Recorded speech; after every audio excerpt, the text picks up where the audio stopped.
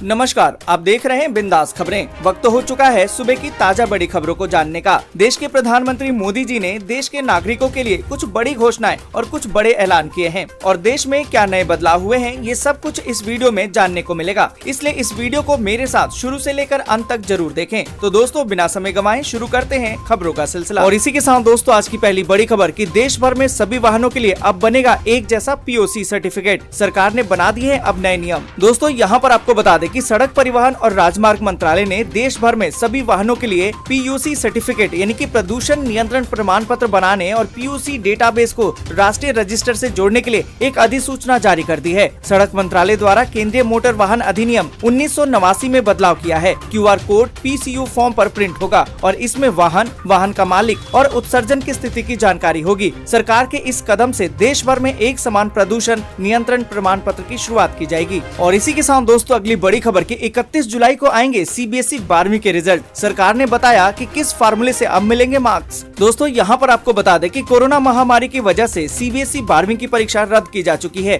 और अब गुरुवार को सुप्रीम कोर्ट में केंद्र ने जवाब दाखिल करके बताया कि किस आधार पर छात्रों का मूल्यांकन किया जाएगा और मार्क्स दिए जाएंगे। केंद्र ने कहा है कि 12वीं का रिजल्ट 10वीं और 11वीं और 12वीं कक्षा के प्रदर्शन के आधार पर किया जाएगा। 31 जुलाई तक CBSE 12वीं के नतीजे घोषित कर दिए जाएंगे। जो बच्चे परिणाम से संतुष्ट नहीं होंगे उन्हें दोबारा परीक्षा देने का मौका दिया जाएगा। यहाँ पर दोस्तों, आपको बता दें कि सरकार ने गुरुवार को सुप्रीम कोर्ट में इस बात की जानकारी देते हुए बताया कि 10वीं के मार्क्स को 30% वेटेज दिया जाएगा। वहीं कक्षा 11वीं के मार्क्स को भी 30% वेटेज दिया जाएगा, जबकि 12वीं के प्री बोर्ड के मार्क्स को 40% वेटेज दिया जाएगा। और इसी के साथ दोस्तों, अगली बड़ी खबर की फिर से पटरी पर दौड़ेंगी ये 6 ट्रेनें। 4 रेलगाड़ियों के बढ़ गए हैं फेरे। दोस्तों, यहाँ पर आपको बता दें कि कोरोना वायरस की दूसरी लहर का असर जैसे जैसे कम हो रहा है, भारतीय रेलवे की तरफ से वैसे ट्रेनों की संख्या बढ़ाई जा रही है। जिन ट्रेनों को शुरू किया जा रहा है वे नई ट्रेनें नहीं है, बल्कि वे ट्रेनें हैं जिन्हें कोरोना के बढ़ते मामलों को देखते हुए पहले ही स्थगित कर दिया गया था। और दोस्तों, आपको बता दें कि उत्तर रेलवे ने पहले से स्थगित 6 पैसेंजर स्पेशल ट्रेनों का परिचालन फिर से शुरू करने जा रही है। ये ट्रेनें 17 से लेकर 21 जून के बीच में शुरू हो जाएंगी और अगले आदेश तक पटरी पर दौड़ेंगी। और इसी के साथ दोस्तों, अगली बड़ी खबर की टीवी, फ्रिज सहित लैपटॉप जैसे प्रोडक्ट के दाम 10% तक बढ़ सकते हैं। जुलाई से ग्राहकों की जेब पर पड़ेगा इसका असर। दोस्तों, यहाँ पर आपको बता दें कि महामारी के चलते सप्लाई चेन पर बुरा असर पड़ा है। इससे कंज्यूमर ड्यूरेबल प्रोडक्ट्स जैसे कि टीवी, फ्रिज, AC सहित लैपटॉप की कीमतें बढ़ने की आशंका है, क्योंकि प्रोडक्ट्स बनाने वाली कंपनियों को कच्चा माल महंगा मिल रहा है। साथ ही जरूरी कंपोनेंट्स की कमी भी हुई है। हालांकि लॉकडाउन में रियायत मिलने से रिटेल दुकान खुलने लगी है, जो ग्राहकों को भारी डिस्काउंट के साथ प्रोडक्ट्स भी बेच रहे हैं। दोस्तों, यहाँ पर आपको बता दें कि 2021 में अब तक कंपनियां 2 बार कंज्यूमर अप्लायंसेस के दाम बढ़ा चुकी है, जो जुलाई में फिर से 10% बढ़ाने की तैयारी में है। और इसी के साथ दोस्तों, अगली बड़ी खबर की सरकार ने खाद्य तेलों पर घटा दी है इंपोर्ट ड्यूटी।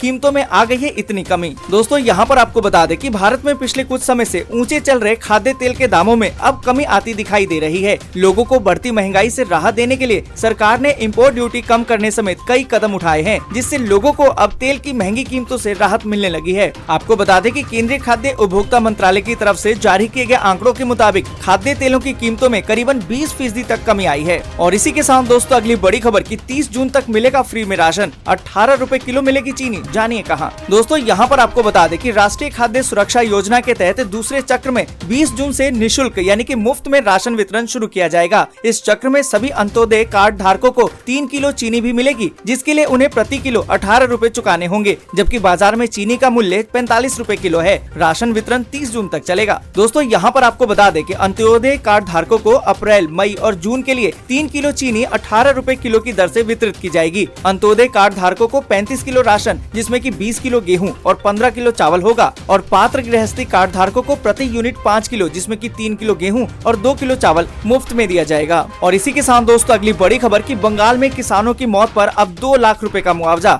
सरकारी योजना के तहत कई लाभ और ममता सरकार के बड़े ऐलान। दोस्तों, यहाँ पर आपको बता दें कि पश्चिम बंगाल की CM ममता बनर्जी ने कैबिनेट बैठक में दिए सुझाव को मंजूरी दे दी है। बंगाल में अब सरकारी योजना के तहत किसानों को न्यूनतम 4000 रुपए मिलेंगे, जबकि 1 एकड़ जमीन वाले किसानों को 10,000 रुपए मिलेंगे। मजदूर और बरगद के पेड़ों के लिए भी 4000 रुपए मिलेंगे। पहले इसके लिए 2000 रुपए मिलते थे। दोस्तों, यहाँ पर आपको बता दें कि ममता सरकार के इस फैसले से 60 लाख से अधिक किसानों को लाभ मिलेगा। CM ममता की तरफ से कहा गया है कि केंद्र कम पैसा दे रहा है और सभी को मिल भी नहीं रहा है। उनकी योजना में बरगद और मजदूरों का कवर नहीं किया गया है। इसलिए बंगाल सरकार के बुधवार को लिए गए फैसलों से कई किसानों को पैसा मिलेगा और योजना का का समुचित लाभ भी मिलेगा। दोस्तों आगे बढ़े उससे पहले वीडियो को लाइक और शेयर जरूर कर दें। अगर अभी तक आपने चैनल को सब्सक्राइब नहीं किया है तो सब्सक्राइब जल्दी से कर लें। और इसी के साथ दोस्तों अगली बड़ी खबर कि महाराष्ट्र में 2 सप्ताह में आएगी तीसरी लहर, 8 लाख के पार हो सकते हैं एक्टिव केस। दोस्तों यहाँ पर आपको बता दें कि कोविड-19 का प्रकोप अभी खत्म भी नहीं हुआ कि इस बीच बड़ी आशंका इस बात को लेकर जताई गई है कि 2 से 4 हफ्तों के अंदर महाराष्ट्र में कोरोना की तीसरी लहर आ सकती है। महाराष्ट्र के मुख्यमंत्री उद्धव ठाकरे की अध्यक्षता में कोरोना की तैयारियों को लेकर बनाई गई टास्क फोर्स के साथ एक मीटिंग हुई और इस बैठक में कई अहम बातें निकलकर सामने आई है। स्टेट टास्क फोर्स ने चेतावनी दी है और कहा है कि 2 से 4 हफ्ते के अंदर राज्य में कोरोना की तीसरी लहर आ सकती है। टास्क फोर्स ने ये भी कहा है कि इस लहर का असर 10% बच्चों पर पड़ सकता है। दोस्तों यहाँ पर आपको बता दें कि टास्क फोर्स ने मुख्यमंत्री को बताया कि बेहद तेजी से फैलने वाला डेल्टा प्लस वेरिएंट राज्य में तीसरी लहर ला सकता है। और इसी के साथ दोस्तों अगली बड़ी खबर कि बच्चों के लिए तैयार की गई कोविड वैक्सीन नोवावैक्स जल्द शुरू करेगा ट्रायल। दोस्तों यहाँ पर आपको बता दें कि बच्चों के लिए बनाए गए नोवावैक्स टीके का क्लिनिकल ट्रायल भारत का सीरम इंस्टीट्यूट जल्द शुरू करने की योजना बना रहा है। संस्थान ने गुरुवार को सूत्रों को बताया कि बच्चों के लिए बनाए गए कोविड-19 रोधी टीके का ट्रायल जुलाई से शुरू किया जा सकेगा। आपको बता दें कि नोवावैक्स इंक का कहना है कि उसका टीका कुल मिलाकर करीबन 90.4% असरदार है। और इसी के साथ दोस्तों अगली बड़ी खबर कि सीएम केजरीवाल ने एक बार फिर से एलजी को भेजी है घर घर राशन वाली फाइल, पूछे हैं ये सवाल। दोस्तों यहाँ पर आपको बता दें कि दिल्ली सरकार द्वारा हाल ही में घर घर राशन पहुँचाने की स्कीम लाई गई थी, लेकिन इस स्कीम पर केंद्र सरकार की मंजूरी नहीं मिल पाई। आम आदमी पार्टी का आरोप है कि केंद्र सरकार राशन माफियाओं को बचाने का काम कर रही है और गरीबों की मदद नहीं करने देना चाहती। वहीं अब इसको लेकर सीएम केजरीवाल ने घर घर राशन वाली फाइल एक बार फिर से दिल्ली के उप राज्यपाल को भेजी है। दोस्तों यहाँ पर आपको बता दें कि केजरीवाल ने कहा है कि हमारी योजना कानून के मुताबिक है और ये योजना केंद्र सरकार के आदेशों का पालन करने के लिए लागू की गई थी। उन्होंने कहा कि कोरोना काल में इस योजना को रोकना गलत है। वहीं दोस्तों आपको बता दें कि उन्होंने कहा कि केंद्र सरकार ने जितनी भी आपत्तियां लगाई सारी ठीक कर दी गई। इसके अलावा 5 सुनवाई के बाद हाई कोर्ट ने इस केस में कोई स्टे नहीं लगाया और न ही कोर्ट केस के दौरान केंद्र ने कभी भी कोई अप्रूवल के बारे में बताया। ऐसे में फिर इस योजना को क्यों रोका जा रहा है। और इसी के साथ दोस्तों अगली बड़ी खबर कि बिहार यूपी में भारी बारिश, दिल्ली में मौसम हुआ सुहावना, जाने अन्य राज्यों में मौसम का हाल। दोस्तों यहाँ पर आपको बता दें कि पूर्वी भारत और उत्तर भारत के कई राज्यों में मानसून की दस्तक हो चुकी है। ऐसे में बंगाल, झारखंड, बिहार और पूर्वी उत्तर प्रदेश में जमकर बारिश हो रही है। बिहार में बारिश के कारण बाढ़ जैसी स्थिति पैदा हो चुकी है। वहीं पूर्वी उत्तर प्रदेश में झमाझम बारिश हो रही है। हालांकि दिल्ली को मानसून के लिए इंतजार करना पड़ सकता है। आईएमडी ने कहा है कि बड़े पैमाने पर वर्तमान परिस्थितियां मानसून के राजस्थान, गुजरात के बाकी हिस्सों और पंजाब, हरियाणा और दिल्ली की तरफ आगे बढ़ने के अनुकूल नहीं है। दोस्तों आज के लिए बस यहीं तक। वीडियो आपको अच्छी लगी हो तो लाइक और शेयर जरूर कर दें। अगर अभी तक आपने चैनल को सब्सक्राइब नहीं किया है तो सब्सक्राइब जल्दी से कर लें।